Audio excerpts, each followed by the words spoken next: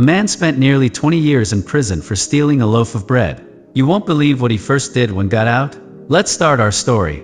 In France 1815, a police officer, Javert, observes a group of prisoners struggling to move a large ship using heavy ropes. Once the task is completed, Javert commands one of the prisoners, Jean Valjean, to pick up a fallen flag.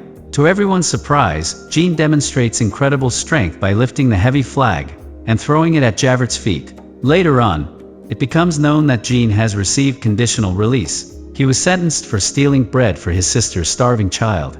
The actual sentence was 5 years, but due to many escape attempts, it was extended to 19 years. Javert hands Jean a special document that he must carry with him at all times. Otherwise, he will be arrested again. Meanwhile, Jean wanders the country trying to find work and shelter, but because of his criminal record, he is turned away everywhere. People see him dangerous and won't even let him stay in a simple stable. Eventually exhausted, he turns to the church. There, he is noticed by a bishop who invites Jean to dinner and allows him to stay the night. Jean gratefully accepts the hospitality, enjoys the food and warmth, but during the night, he steals the bishop's silverware and runs away.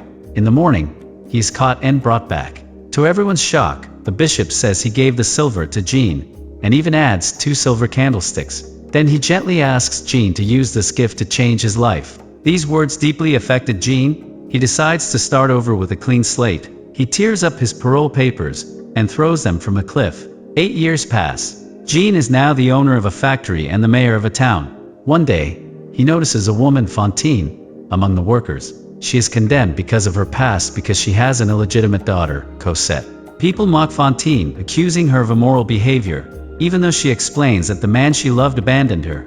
The workshop supervisor flirts with Fantine, but she rejects him.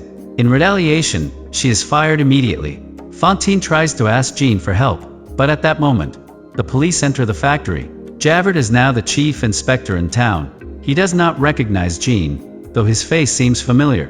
Soon after, a worker is trapped under a cart. Jean saves him, again showing immense strength. Javert begins to suspect that Jean is the former prisoner he's been searching for over the past 8 years, but he doesn't have proof yet. Meanwhile, Fantine desperately tries to raise money to help her daughter. She first sells a pendant with Cosette's portrait, then her hair, and eventually even her teeth. But it's still not enough. She is forced to turn to the only option she has left. Life on the streets takes a toll on her health. One day, an aggressive customer causes a chaotic scene, and the police are called. Javert tries to arrest Fantine, but Jean intervenes. He learns that she was once one of his employees, and wants to help. Fantine blames Jean for not protecting her when she was fired. She tells him about her daughter, and Jean promises to save both her and Cosette. He carries Fantine to the hospital. Soon after, Javert receives a letter from Paris. A man resembling Jean Valjean has been arrested. He tells Jean about it. Jean becomes distraught. An innocent man may suffer because of him.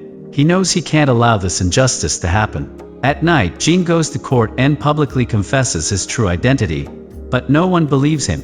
He asks them to summon Javert and then he returns to the hospital to be with Fantine. The poor woman has a fever. She is delirious and calls out for her daughter.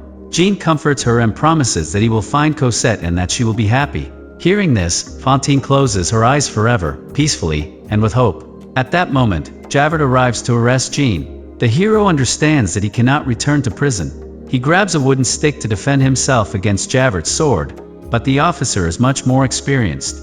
He quickly disarms Jean. Jean is then forced to flee and jumps into a cold river to escape arrest. Meanwhile, we learn that little Cosette, Fantine's daughter, is living with the Thénardier foster family. They force her to work as a servant. The foster parents lied to Fantine, telling her that Cosette was ill and demanding money for her treatment, although the girl is actually completely healthy. The Thénardier's own daughter is dressed like a princess, while Cosette wears rags, lives in a stable, and performs hard labor. Jean finds the Thénardier's tavern, where he sees Cosette for the first time. He helps her carry a heavy bucket of water, and tells her the tragic news of her mother's death. Jean wants to take the girl with him, but the Thénardiers do not want to let her go, as they benefit from her labor. They pretend to care for her and demand money for the medical expenses. Jean pays the imaginary debt of Fantine, even more than they asked. Only then do the couple allow him to take Cosette. Soon after, Javert arrives at the tavern, still searching for Jean, and the greedy Thénardiers regret not demanding even more money. Jean and Cosette escape in a carriage? However, at the city gates, the guards demand to see their documents. They are forced to flee, and Javert immediately begins his pursuit. Using a rope, Jean and Cosette climb a high wall and manage to disappear. They hide in a church. There, they meet a man whom Jean once saved. He had pulled him out from under a heavy cart. As a sign of gratitude, the man agrees to help and hide Jean and Cosette from the police. 9 years pass. Poverty reigns in Paris, and the people are dissatisfied with the monarchy. Various political movements emerge in the country, including a youth group called the Friends of the ABC. They dream of a revolution to make life better. Among them is a young man, Marius. He comes from a wealthy family but has renounced his ties to his relatives and lives in poverty. His friend is Éponine, the daughter of the Thénardiers. She has loved Marius for a long time but doesn't dare confess her feelings to him. One day, Marius sees Jean and the now-grown Cosette on the street. They are helping the poor, and the young man instantly falls in love with the girl. But the Thénardiers also recognize Jean, and hoping for profit, they begin planning another scheme. Javert and his assistants appear once again and disperse the crowd. Jean takes Cosette away, but on the way, their eyes meet with Marius's. The young man is captivated. Later on, the Thénardiers inform the police that they have seen Jean Valjean. Javert once again sets out to find him. Meanwhile, Marius asks Éponine to find out where Cosette lives. That same night, the revolutionaries gather at a cafe. Marius cannot concentrate on the plans for the uprising because he keeps thinking about Cosette. His friends tease him, and the leader of the group, Enjolras, is displeased that Marius is distracted from their cause. Soon, the people learn about the death of the only official who genuinely helped the poor. This becomes a spark for the revolution. While the rebels prepare for battle, Éponine brings Marius Cosette's address. The young man immediately sets out to meet the girl. It turns out Cosette has been thinking about him as well. She hasn't forgotten that look.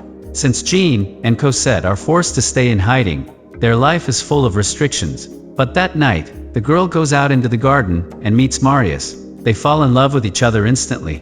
Éponine, who had been watching them from afar, feels a deep surge of jealousy. Soon, Jean appears in the garden and orders Cosette to return to the house. Marius hides and only manages to pick up a handkerchief the girl accidentally dropped.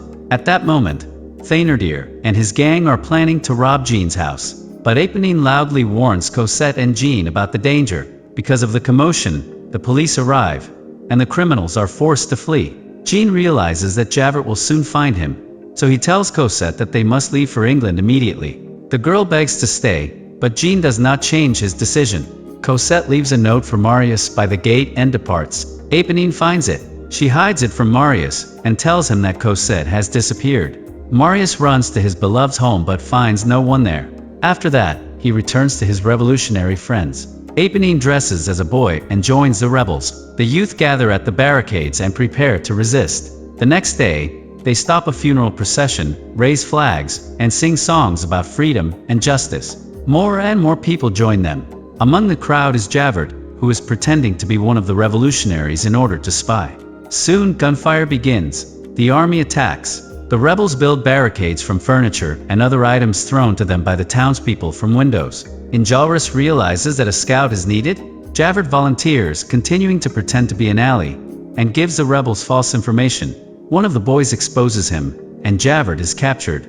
Another fierce clash begins. The city streets turn into a battlefield. Marius rushes with a barrel of gunpowder to the barricade to hold off the soldiers. One of the attackers aims at him, and Éponine throws herself in the way to protect the one she loves. She is wounded. In the last moments of her life, the girl gives Marius Cosette's letter and confesses her feelings. Marius writes a reply and asks one of the young revolutionaries to deliver it to Cosette, but Jean intercepts it. After reading the letter, he decides to go to the barricades to save Marius. Disguised in a soldier's uniform, Jean joins the rebels. At first, they think he is a spy, and tie him up next to Javert. But Jean saves his comrades by spotting snipers on a rooftop. They begin to trust him. Jean asks for permission to punish Javert personally. Left alone, he unties his former enemy and lets him go.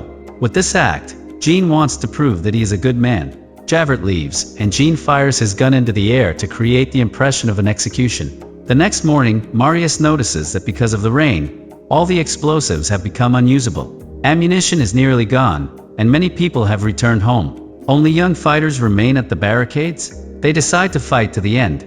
One of the youngest revolutionaries crawls out of cover to collect bullets. This only strengthens the rebels' determination. The battle continues, the army uses cannons, and the barricade collapses. Fewer and fewer revolutionaries remain. They try to hide in houses, but the townspeople are afraid to open their doors. Marius is wounded and loses consciousness. Jean, risking his life, lifts the young man onto his shoulders and escapes with him through the sewers. Meanwhile, Enjolras and his remaining comrades barricade themselves in an abandoned building. They are eventually found. But even in the face of death, Enjolras does not let go of the flag. Jean walks through the dark and flooded tunnels carrying Marius. In a passage, he encounters Thénardier. The man steals a valuable ring from Marius's hand. Exhausted, Jean finally finds an exit, but Javert is waiting for him. Jean begs to be allowed to take Marius to the hospital and promises to surrender afterward. Javert agrees and then jumps into the river himself. Marius regains consciousness and learns what happened. He wants to find his rescuer but first meets with Cosette. Jean sees that his adopted daughter is happy and decides to leave. He tells Marius the truth about himself and gives him his blessing to marry. Marius promises to keep the secret. The young couple gets married, but Cosette notices Jean's absence and begins to worry. At the wedding, the Thénardiers arrive pretending to be guests in order to steal something. Marius recognizes them and tries to drive them away. Thénardier admits that he saw Jean save the young man and shows the stolen ring. Marius finally realizes who saved him. Together with Cosette, they find Jean and thank him for his kindness. The hero is happy to see his daughter once again. She is happy, and now he can leave this world in peace. The spirit of Jean Valjean joins those who gave their lives for dreams and freedom. Thank you for watching. If you enjoyed this recap, give it a like, leave a comment, and don't forget to subscribe.